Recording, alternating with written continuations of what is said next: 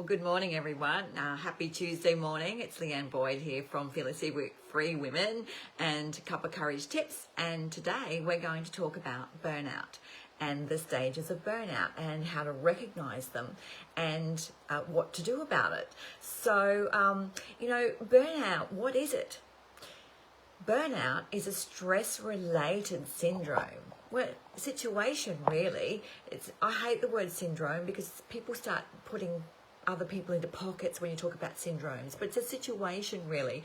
This results from chronic exposure to job stress. Okay, so it can be defined by consisting of three main elements. Okay, so as you listen to what I'm talking about, you may recognize these issues within yourself, and then because burnout's really, really hard to recognize, and all the points that lead to burnout, it's very hard to recognize because it's a gradual process. But anyway, the three qualitative dimensions of burnout are, first of all, emotional exhaustion. Okay, when we just get so tired and so worn out, and this, constantly, we can have this constant head chatter going on in our heads. Anyway, the second one is cynicism and depersonalization. Well, what is that? Okay, it's negative and inappropriate attitudes that we can develop within us because we're trying so hard to cope that we can develop this negativity towards others. We can get irritable. We can lose this feeling, the idealism, if you like, and then we start to withdraw within ourselves. Okay, we get very cynical about the world around us. And the third stage the third component really is reducing your professional efficiency and efficacy at work, and your sense of personal accomplishment gets diminished. It's, a sense of low personal accomplishment that leads to your decreased effectiveness in your work or in your job, especially if you're a female entrepreneur perhaps, or a leader that's really striving to hit goals and points, and then you get so stressed from that constant push, which is really not within a woman's nature, our real nature. We're nurturers and carers, and unless we've got lots of testosterone surging within our hormonal range, to push for goals really sometimes, or most often, doesn't always work for us as women. But anyway, burnout it doesn't discriminate. It can just rear its ugly head in any sort of profession. So there are actually 5 stages of burnout. I'm just going to take a sip of my water. I've got some nice, beautiful homegrown lemon juice in water today. Thank you, which is a great cleanse for the body. So anyway, burnout has 5 stages. So just follow along with me, and you may recognize yourself within these stages. Okay, so being aware of the stages of burnout being aware and recognizing yourself, you can implement adequate coping strategies along the way. If you think, oh my God, that's where I'm at now, well, I better change that. And it's essential really for your own personal and professional organization. It can get out of hand and become a real problem in your life and in your relationships as well. So you don't want that happening. So, the last 10 years, particularly as the fast pace of our world has increased, like it's increasing all the time. You got to get this done, get that done. Burnout has increased exponentially among the workplace. There's been a number of studies and a number of reports on that as well. And because there's been an absence of definition of burnout, if you like, it's really hard to get a clear and cut version of actually how prevalent it is within our society. So there is an estimation that up to 20% of us suffer from burnout. That's one of the studies that's been done. But so I want you to know, because that's 1/5 of the working population really. So if you think that you're alone in this, know that you are definitely not alone, and you're just up there with a lot of people that's suffering this. So though there is a higher incidence of burnout too with increased age. I think we put more pressure on ourselves when we get older. You know, we should know better. We should have done that. Or why didn't I learn last time? We put all these emotions and how would you say it, sort of standards upon ourselves because we are older, and we think that we should have done that better, or we should have known better, or why didn't I learn that? And sometimes it can be gender specific too. And because women, we come from a real emotional, we burn emotion to everything we do, and we come from that kind of sphere in our coping mechanisms, that it really sits within our head and in our heart, and it is really prevalent amongst women, particularly if we're striving for something, whether it be within education or striving within a socio-economic status, for that type of recognition, if you like. With men, it's more to do with their marital status, because mainly they're probably dealing with emotional women that they don't understand. That's really probably the point of it. So next, go through the 5 stages, or the 5 stages of burnout, and you may recognize yourself in this. Okay, so stage 1 is kind of like the honeymoon phase. You kind of got lots of enthusiasm going. You know, it's you're really gung-ho, you're pushing. You really want this thing to happen. You're striving at your job, you're striving at your own business, and there's so much enthusiasm, but you don't realize that you're actually doing too much for yourself to cope with. And then you move into the second stage, which is characterized by stress. Your stress is building, probably because you're doing too much and you're putting high limits upon yourself, and then your limiting beliefs, your negative limiting beliefs are starting to come in. You know, I'm not confident to do this, I'm not good enough to do this, this will never work for me. All those negative limiting beliefs start coming in, and then we get stressed because of those limiting beliefs that start coming in, because we are putting too much on ourselves, and we are too much workload, too much push actually causes you to stress. Okay, sorry, a little bit stuffy in the nose. It's very cold, causes me to do that. Okay, so we become aware that some of our days are more difficult to others. You know, life becomes limited to the work that you want to get done. You know, it's always there, and you've got to sit there and finish it. We put these demands upon ourselves. We've got to take care of our own business while our family and our social life and our personal priorities, they get neglected. They start taking a back seat, don't they? Okay? Try very hard not to let that happen. I've been guilty of it. Oh my God, when I first started, I was the worst. Yes, my stress levels were through the roof. You know, and you start to get really, really affected emotionally and also physically. You know, you're not sleeping well, you're not exercising, you're not taking care of yourself. Okay, the third stage is chronic stress, and it leads to frustration within ourselves. You start to get a feeling of failure, a sense of powerlessness starts creeping in.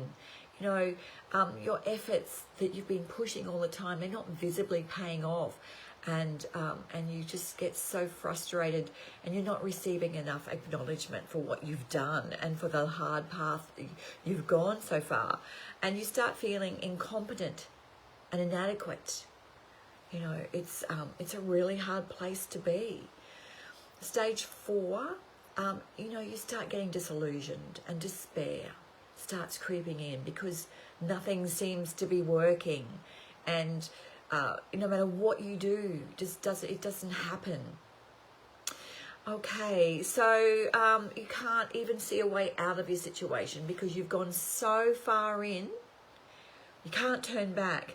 You've got this far, you've got to keep going, and you become resigned almost that this is your life, when it's not, actually.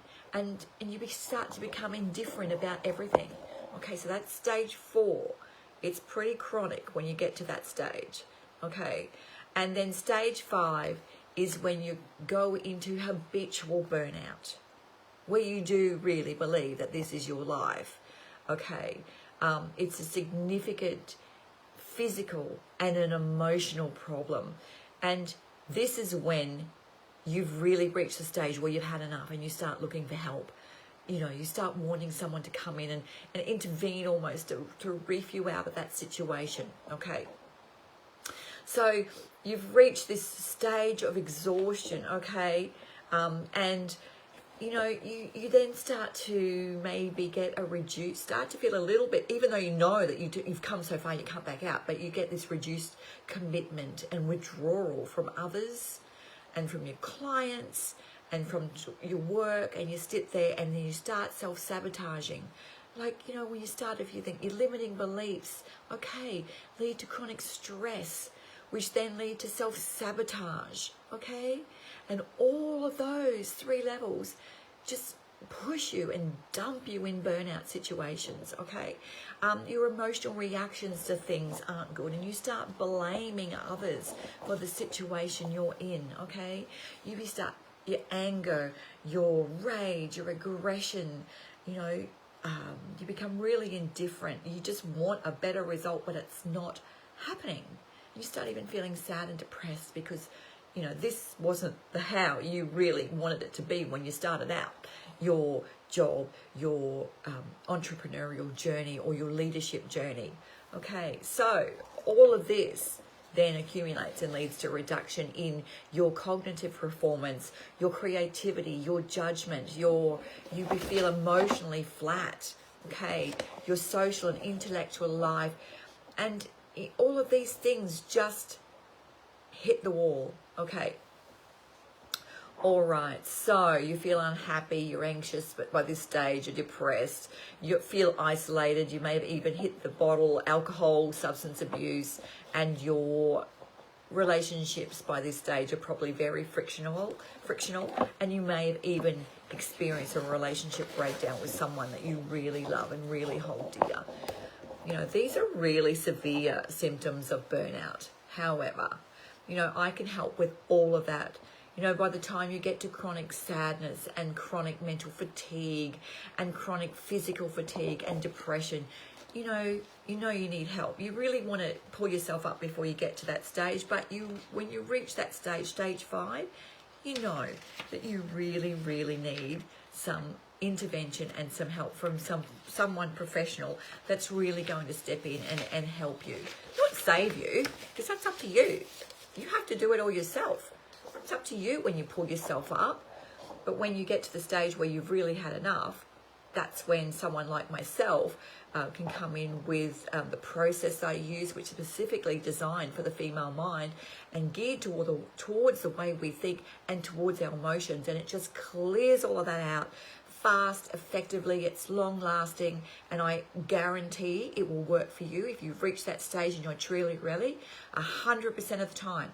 I'm even so adamant that I will get results for you that I'm willing to back that up with 100% money back guarantee on an agreed outcome, results of your agreed outcome when we work together.